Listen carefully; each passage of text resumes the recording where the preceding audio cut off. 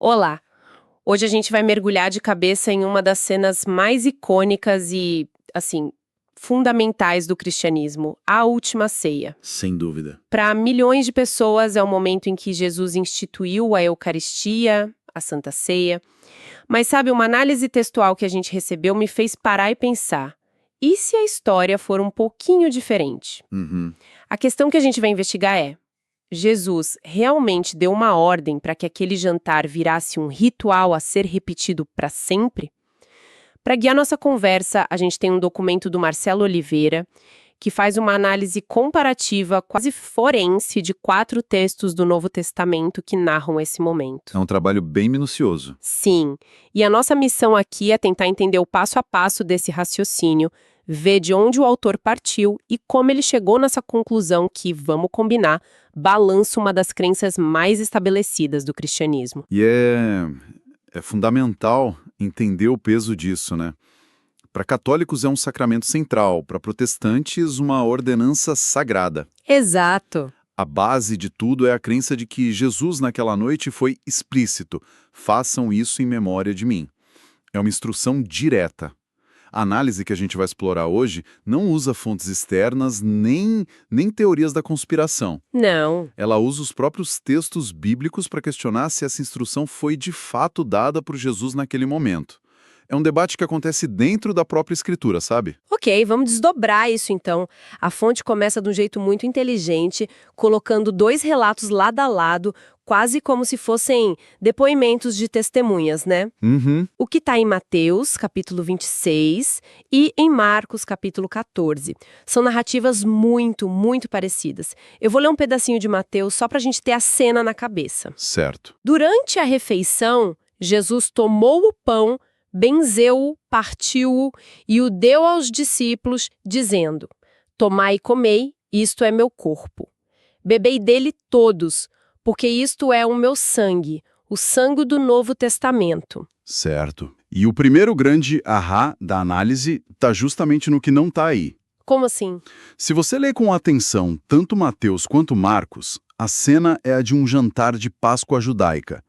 É um evento específico com o significado, milenar para eles. Ok. Jesus pega o pão e o vinho, elementos daquele jantar, e dá a eles um novo e chocante significado simbólico, ligando ao seu próprio corpo a uma nova aliança. Mas, segundo o autor, a descrição para por aí. Para por aí?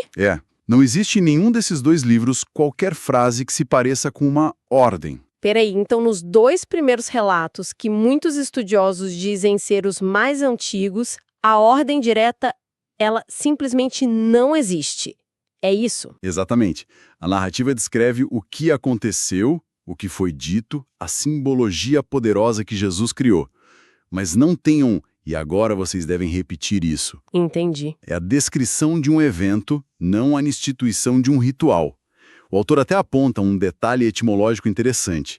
A palavra grega para ceia usada ali, ariston, significava refeição, banquete. Não tinha por si só uma conotação de cerimônia religiosa. Era o jantar de Páscoa. A analogia que a fonte usa, e que eu achei ótima, é a de um jantar de despedida. Sim, é perfeita. Imagina que alguém muito querido está de mudança e no último jantar faz um brinde emocionante e diz algo como: este vinho representa todos os momentos que a gente viveu. Você contaria essa história para sempre, mas não necessariamente recriaria o mesmo jantar com a mesma comida e as mesmas palavras todo mês. Exato. Você lembraria do significado, não do ritual. Isso. Em Mateus e Marcos a impressão é essa. Um momento único, profundamente simbólico, mas autocontido. Uma lição, uma profecia, mas não uma ordem de repetição. Certo, então temos Mateus e Marcos com essa descrição de um momento único. Mas a história não para aí. E é quando a gente olha para as outras fontes que a coisa toda ganha uma camada de complexidade que, francamente, eu não esperava. Pois é. O que Lucas e o apóstolo Paulo dizem sobre essa mesma noite? E aqui vem a virada na nossa investigação. Tanto no Evangelho de Lucas, capítulo 22, quanto na primeira carta de Paulo aos Coríntios, capítulo 11, a narrativa é semelhante, mas com um acréscimo que muda absolutamente tudo. Qual? Em ambos os textos, depois de partir o pão, Jesus diz a frase que se tornaria a base de tudo: "Fazei isto em memória de mim." E essa é a frase que todo mundo conhece e a que é dita em igrejas no mundo todo. Exato. E essa adição, como o autor Marcelo Oliveira aponta, cria o que ele chama de um grande problema. Porque a frase "fazei isto" não é uma sugestão. Gramaticalmente, é o que a gente chama de modo imperativo. É uma ordem direta, então. Tipo, sente-se ou venha aqui. Não tem muito espaço para interpretação, é um comando. Exatamente. E isso transforma a natureza do evento. O que em Mateus e Marcos parecia ser uma refeição simbólica e uma lição, de repente, em Lucas e Coríntios vira uma ordenança, o mandamento a ser seguido para sempre. O tom muda. Totalmente. Muda de descritivo para prescritivo. Mas isso levanta outra questão que a análise aponta e que eu achei genial. A ordem é fazei isto. O que exatamente é isto? Uma ambiguidade clássica. Sim. Se eu tô num churrasco com amigos e digo, pessoal, vamos fazer isto mais vezes. O que eu quero dizer? Repetir o churrasco inteiro com a mesma picanha e no mesmo lugar? Ou só o ato de nos reunirmos, de confraternizar? A palavra isto pode significar qualquer uma das duas coisas. Precisamente. E a fonte explora essa ambiguidade. O isto se refere à cerimônia da Páscoa judaica que eles estavam celebrando. Se for, então, a ordem seria para que os seguidores de Jesus passassem a celebrar a Páscoa. Ou isto se refere ao ato específico de Jesus de dar um novo significado ao pão e ao vinho. Ou, numa terceira via, isto se refere ao gesto fundamental por trás de tudo. O ato de partir o pão, de compartilhar, de alimentar o próximo. Entendi. A interpretação do mandamento inteiro depende de como você define essa única palavra, sabe? Então a gente tem um quebra-cabeça, 2 relatos, Mateus e Marcos, sem a ordem, e 2 relatos, Lucas e Coríntios, com uma ordem direta, mas com um objeto um tanto ambíguo.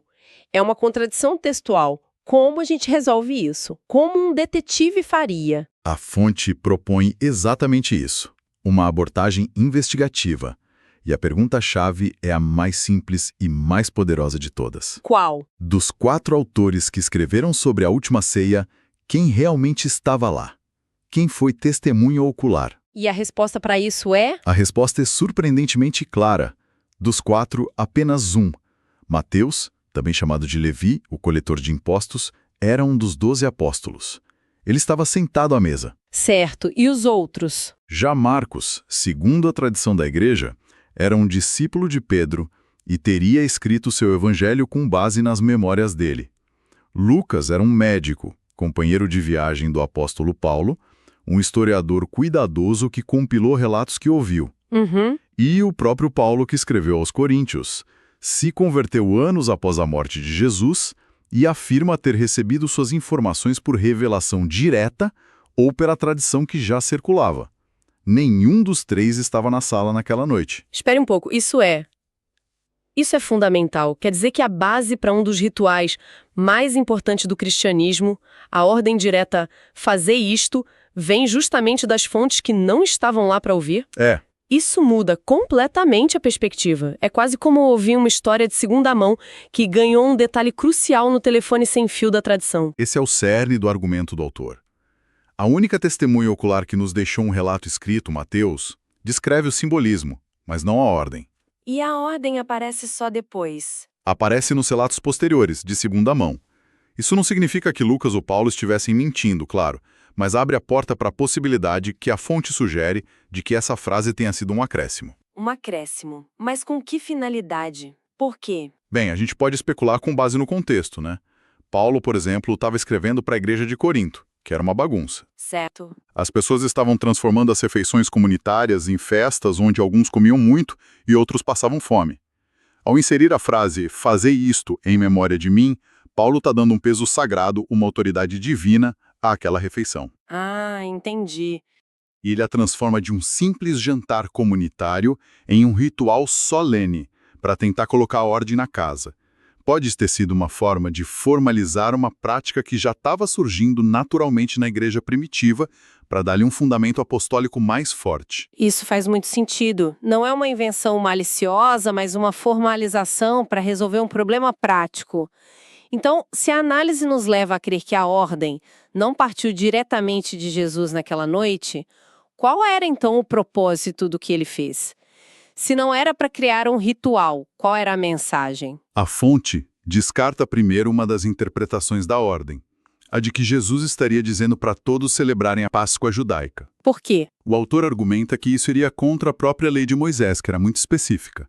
Estrangeiros, não judeus, não poderiam participar da Páscoa a menos que os homens fossem circuncidados. Seria uma barreira, não um convite universal. Certo. Essa opção parece improvável. Então, o que sobra? Sobram duas conclusões principais, segundo o autor Marcelo Oliveira. A primeira é que a ação de Jesus foi analógica. Analógica. Ele usou um ato físico e concreto, partir o pão e servir o vinho, como uma parábola em ação. Era uma lição prática sobre o princípio mais profundo da partilha, de cuidar dos necessitados, de garantir que ninguém na comunidade passasse fome. O foco estaria na ética e na ação social, não no rito. Ou seja, a lição era: compartilhem o pão, literalmente, cuidem uns dos outros. Exatamente. E a segunda conclusão é que a ação foi simbólica. Na Páscoa judaica original, o sangue de um cordeiro passado nos umbrais das portas foi o sinal que livrou os israelitas da morte no Egito, selando a antiga aliança. Certo. Ao pegar o pão e o vinho e dizer: isto é meu corpo, isto é meu sangue da nova aliança, Jesus estava usando uma linguagem que todos ali entenderiam.